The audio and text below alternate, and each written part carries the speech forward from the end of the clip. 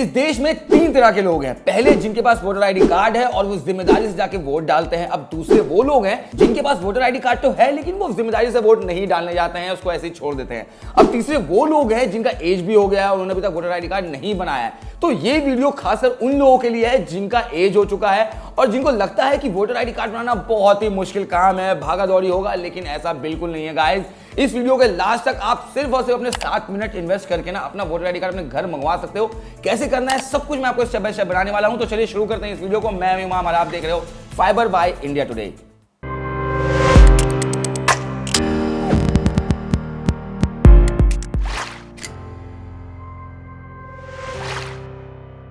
तो सबसे पहले मैं बता दूं कि जो पुराना वेबसाइट था NVHP वो अब चेंज हो चुका है गाइस। उसके लिए आपको voters.eci.gov.in पे जाना है। बाकी आपकी सहूलियत के लिए मैंने डिस्क्रिप्शन में लिंक डाल दिया है, वहां से सीधे लैंडिंग पेज पे पहुंच सकते हो। अब इस पोर्टल से ही आपको अगर अपना एड्रेस चेंज कराना है, नाम चेंज कराना है, अगर आपको अपना वोटर आईडी कार्ड ट्रैक करना है या कुछ भी चेंजेस करना है, आप सब कुछ यहीं से कर सकते हो। दिमाग में अगर आपके चल रहा है कि बहुत ही ज्यादा लेंथी प्रोसेस होना है, बिल्कुल भी ऐसा नहीं है। कुछ चीजें यहाँ पे आपको जरूरत पड़ेंगी जैसे कि आधार कार्ड, पैन कार्ड, जिसके बारे में आगे सब कुछ आपको बता दूंगा। तो चलिए सबसे पहले क्या करना है आपको कि अपना गूगल क्रोम ओपन करना है या जो भी ब्राउजर आप यूज करते हो उसको ओपन करना है और आपको टाइप करना है voters.eci.gov.in और उसके बाद एंटर कर देना है। और अब यहाँ पे आप लैंडिंग पेज पे पहुंच चुके हो और यहाँ पे आपको दिख रहा होगा बहुत सारे ऑप्शन है बॉस, सबको इग्नोर कर देना है, ठीक है। तो वोटर आईडी कार्ड बनाने के लिए यहाँ पे एक ऑप्शन दिख रहा है new registration for general electors, तो उसको सेलेक्ट करना है। उसके बाद उसके नीचे ही यहाँ पे आपको एक ऑप्शन दिख रहा होगा फॉर्म 6 का, उसको सेलेक्ट करना है।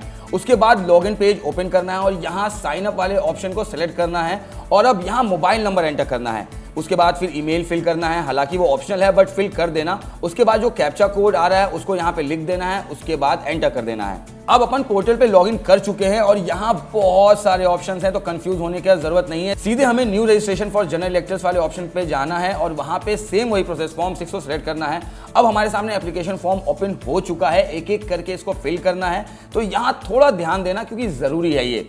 अब यहाँ पे हमें स्टेट एंटर करना है, उसके बाद फिर जो भी डिस्ट्रिक्ट है वो एंटर कर देना है। अब नीचे के साइड नंबर है, नेम ऑफ असेंबली कॉन्स्टिट्यूशन वाला जो ऑप्शन है ना, जो भी कॉन्स्टिट्यूशन आता है उसको सिलेक्ट कर लेना है। जैसे मेरे में बदरपुर ऑप्शन आ रहा है तो मैं उसको सिलेक्ट कर लेता हूं। अब नेक्स्ट को सिलेक्ट करना है, उसके नीचे जाके तो फाइनली फर्स्ट स्टेज अपन ने अच्छे से कंप्लीट कर लिया है। अब यहाँ पर्सनल डिटेल्स फिल करना है और एक मजेदार चीज है, जैसे ही आप इंग्लिश में अपना नाम एंटर करते हो उसका हिंदी भी हमें नीचे देखने को मिल जाता है। वैसे बढ़िया है ना ये। अब यहाँ पे एक colour passport size photo upload करना है जो कि JPG और JPEG फॉर्मेट में रहना चाहिए और साथ साथ जो डायमेंशन गाइस होना चाहिए वो होना चाहिए 4.5 सेंटीमीटर बाय 3.5 सेंटीमीटर।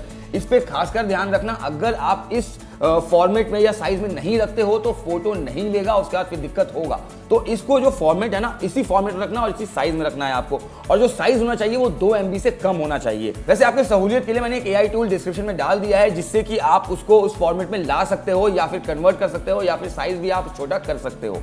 अब फोटो अपलोड करते टाइम क्रॉप भी कर सकते हो, जितना रखना चाहो उतना रख सकते हो और फिर नेक्स्ट कर देना है हमें। अब नेक्स्ट पे रिलेटिव डिटेल्स फिल करना है, तो मैं यहाँ फादर का डिटेल्स फिल कर देता हूँ। अब एक बात जो आपको ध्यान देना है वो ये है कि नाम आईडी पे जो लिखा हुआ है ना वही लिखना। आई मीन स्पेलिंग गलती मत करना बॉस, मतलब फिर प्रॉब्लम हो सकता है आगे जाके हमें। तो उसको हमें बहुत ही सही से एंटर करना है और एक एक वर्ड आप अच्छे से टाइप करना। जो भी आपके आधार कार्ड पे या जो भी आप डॉक्यूमेंट्स अपलोड करने वाले हो आगे जो नाम लिखा हुआ होगा ना बस वही एंटर करना है हमें। यहाँ पे नाम सही से एंटर करने के बाद हमें यहाँ पे नेक्स्ट कर देना है। उसके बाद अब अपन आ चुके हैं कॉन्टैक्ट डिटेल्स पे, तो अपन यहाँ पे अपना मोबाइल नंबर एंटर करेंगे क्योंकि अगर वोटर आईडी कार्ड किसी भी रीजन से नहीं पहुंच पाता है तो यहाँ से इजीली हम डिजिटल कॉपी डाउनलोड कर सकते हैं, वो भी बिना किसी दिक्कत के। तो सेल्फ को सिलेक्ट करके मोबाइल नंबर एंटर करना है, उसके बाद रिक्वेस्ट OTP, उसके बाद जो भी OTP आएगा वो एंटर करने के बाद वेरीफाई कर देना है। अब नीचे ईमेल आईडी का ऑप्शन है उसको भी फिल कर देना है, फिर नेक्स्ट कर देना है। यहाँ पे हमें बेसिकली अपना आधार कार्ड अपलोड करना है और अगर आपके पास आधार कार्ड नहीं है तो सेकंड ऑप्शन सेलेक्ट कर लेना, लेकिन मोस्टली केसेस में आधार कार्ड सबके पास है यार, तो मैं आधार कार्ड सिलेक्ट कर रहा हूँ। उसके बाद आधार नंबर एंटर करना है, फिर हमें नेक्स्ट कर देना है।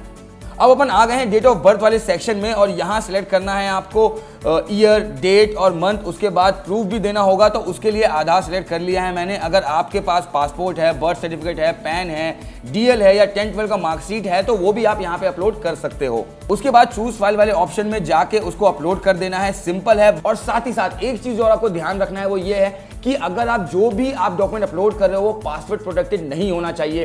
खासकर जब हम आधार कार्ड डाउनलोड करते हैं तो वो पासवर्ड प्रोटेक्टेड होता है, तो उसको प्रिंट करके या फिर मैं बोलूं कि स्कैन करके अपलोड करना, वरना दिक्कत होगा आगे। अब यहाँ पे प्रेजेंट एड्रेस डिटेल्स हमें फिल करना है, तो काफी डिटेल में जाके हमें फिल करना होगा, जैसे कि हाउस नंबर, स्ट्रीट नंबर, मोहल्ला, locality, village, town, post office, pin code, तहसील, डिस्ट्रिक्ट, स्टेट, ये सब फिल करने के बाद उसका प्रूफ भी हमें देना होगा कि भाई आप वहीं रहते हो या फिर आप बस फर्जी वाले में दे रहे हो। तो उसके लिए हमें जो भी हम डिटेल्स भर रहे हैं वो हमारा आधार कार्ड पे या जो भी हम डॉक्यूमेंट अपलोड कर रहे हैं उस पर वो होना चाहिए।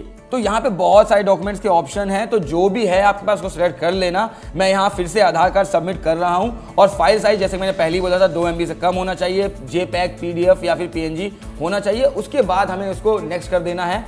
अगर कोई विकलांग इंसान है तो उसको यहाँ बेसिक डिटेल्स फिल करना होगा, बट मैं सीधे नेक्स्ट कर दे रहा हूँ क्योंकि मोस्टली केसेस में ऐसा नहीं होता है। तो अगर आप हैंडीकैप हो तो आप वहाँ पे जाके जो भी डिटेल्स है या सर्टिफिकेट है उसको अपलोड कर देना। अब हम यहाँ डिक्लेरेशन पेज पे पहुँच गए हैं और यहाँ पे हमें विलेज, टाउन फिल करना है, स्टेट और डिस्ट्रिक्ट भी उसके नीचे है, और उसके बाद कितने टाइम से उस जगह रह रहे हो ये भी फिल करना है। नीचे स्क्रॉल करके डिस्ट्रिक्ट फिल करना है, उसके बाद यहाँ पे डेट, उसके बाद फिर डेट यहाँ पे फिल करना है, उसके बाद नेक्स्ट कर देना है। अब यहाँ कैप्चा कोड एंटर करना है, उसके बाद रिव्यू एंड सबमिट वाला जो ऑप्शन है उसको सेलेक्ट करना है। फिर फॉर्म 6 ओपन हो जाएगा और जो भी डिटेल्स अपन ने ऊपर फिल किया था ना उसे टैली कर लेना। अगर कुछ भी गड़बड़ है या इधर उधर होता है तो बैक जाके फिर से उसको सही कर लेना, उसके बाद ही सबमिट करना। गाइस एक बार आपने सबमिट कर दिया फिर उसको चेंज नहीं कर पाओगे, तो एक बार अच्छे से टैली कर लेना प्लीज। अब यहाँ हमारा एप्लीकेशन सक्सेसफुली सबमिट हो चुका है। एक रेफरेंस नंबर भी यहाँ पे आएगा, उसको प्लीज हैंडी रखना, वो बहुत जरूरी है क्योंकि इसी नंबर से आप उसका स्टेटस जान पाओगे, वोटर आईडी कब तक आएगा, कहाँ पे है, कब तक बनेगा, या जो भी आपको जानना है वहाँ पे सब कुछ लिखा हुआ आ जाता है। तो उसको प्लीज हैंडी रखना आप लोग, या फिर मैं बोलूंगा कि जैसे ही आपके सामने आता है उसका फोटो क्लिक करके आप रख लेना। अब हमें नंबर मिल गया है तो उसको ट्रैक कैसे करना है तो वो मैं आपको दिखाता हूँ। उसके लिए सबसे पहले फिर से हमें डैशबोर्ड पे जाना है और वहाँ पे एक ऑप्शन दिख रहा होगा ट्रैक एप्लीकेशन स्टेटस का, उसको सिलेक्ट करना है। उसके बाद जो रेफरेंस नंबर है उसको एंटर करना है, फिर स्टेट, और जैसे ही हम सबमिट करेंगे जो भी स्टेटस होगा वो हमें दिख जाएगा। तो गाइस फाइनली हमने जो फॉर्म है उसको सबमिट कर दिया है और मैंने आपको एप्लीकेशन ट्रैक करना भी सिखा दिया है, तो कुछ भी गड़बड़ होता है वहां जाके आप ट्रैक कर सकते हो। बाकी ऐसे ही और मजेदार कंटेंट के लिए आपको बस पहुंचना है फाइबर हिंदी पे। बाकी आपकी सहूलियत के लिए डिस्क्रिप्शन में फाइबर हिंदी का लिंक मिल जाएगा, वहां जाके आप ऐसी कूल वीडियोस देख सकते हो। इसके बाद भी कोई सवाल है कमेंट सेक्शन खुला हुआ है गाइस, लिख दो, हम जरूर उस पर रिवर्ट करेंगे। और हाँ, चैनल को लाइक, फॉलो, शेयर करना मत भूलना।